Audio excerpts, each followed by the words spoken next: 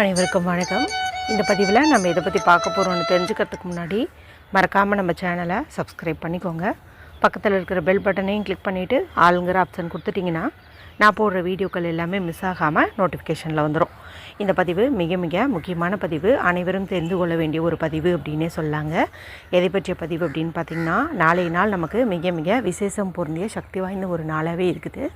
நாளைய நாளை நீங்கள் கெட்டியாக பிடிச்சிக்கிட்டீங்க அப்படிங்கும்போது நிறைவேறாத பல உங்களுடைய விருப்பங்களானது நிறைவேறும் அப்படின்னே சொல்லலாம். அது பணமாக இருக்கட்டும், வேலையாக இருக்கட்டும், திருமணமாகட்டும், சொந்த வீடாக இருக்கட்டும், எதுவாக இருந்தாலும் சரி அது எல்லாமே நிறைவேறும். ஒவ்வொரு நேரத்துக்கு ஒவ்வொரு சக்தி உண்டுங்க.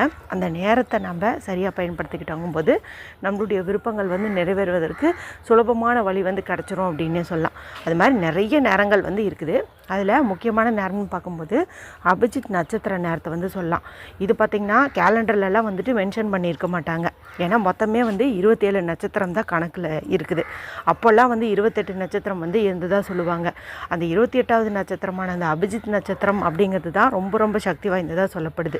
அந்த ஜித்துன்னு வருது பாருங்கள், அதுவே வெற்றி அப்படின்னு அர்த்தம். அதாவது வெற்றிக்குரிய ஒரு நட்சத்திரம்னு தான் இந்த அபிஜித் நட்சத்திரத்தை சொல்லுவாங்க. ஆனால் நல்லவங்க தான் நல்ல விஷயத்துக்கு பயன்படுத்துவாங்க.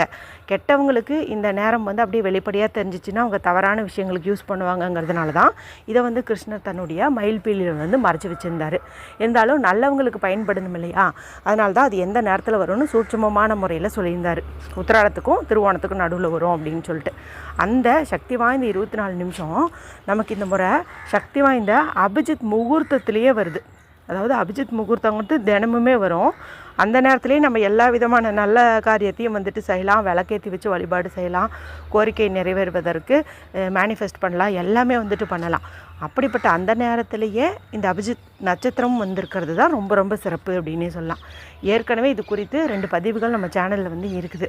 சரிங்களா? இது பார்த்திங்கன்னா 3வது பதிவு. இந்த 3ஐயும் நீங்கள் பார்த்து வச்சுக்கோங்க. எது உங்களுக்கு ஈஸியாக இருக்குதோ அது ஒன்று மட்டும் நீங்கள் செஞ்சு பலனடையுங்க. சரிங்களா? சரி, இதுக்கு தேவையான பொருள் என்னது, எப்படி செய்யணுங்கிறத பார்த்தலாம்.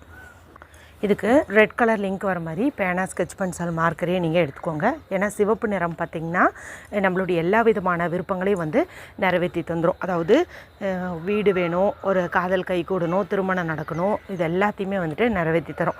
இல்லை பணம் மட்டும்தான் உங்களுக்கு தேவை அப்படின்னு நினச்சிங்கன்னா நீங்கள் பச்சை நிற பேனா பயன்படுத்துங்க.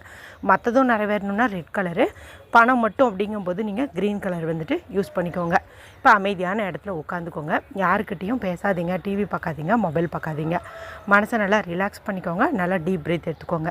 இப்போ இந்த அபிஜித் நட்சத்திரம் பார்த்திங்கன்னா நமக்கு 11:40க்கு தொடங்கி மதியம் 12 மணி 4 நிமிஷங்கும்போது முடியுது. கரெக்டாக 24 நிமிஷம். இந்த 24 நிமிஷத்துக்கு முன்னாடி இந்த பேனாலாம் நீங்கள் எடுத்துக்கிட்டு நான் சொன்ன மாதிரி உங்களை நீங்களே ரிலாக்ஸ் பண்ணிக்கோங்க.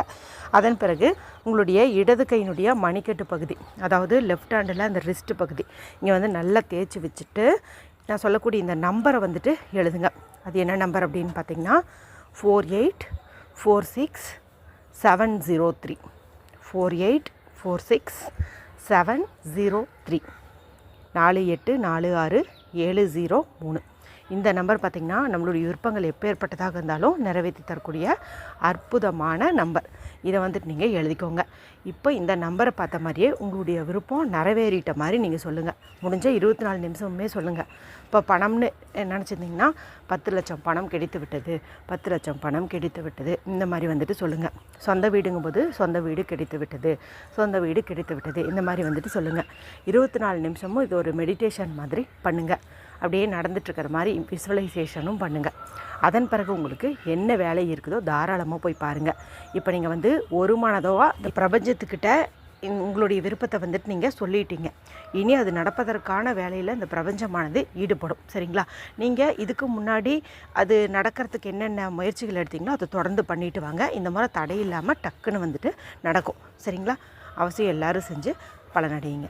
வீடியோ பிடிச்சிருந்தால் மற்றவங்களோடையும் ஷேர் பண்ணுங்கள், லைக் பண்ணுங்கள். மற்றும் ஒரு பயனுள்ள பதிவில் உங்களை சந்திக்கிறேன். நன்றி, வணக்கம்.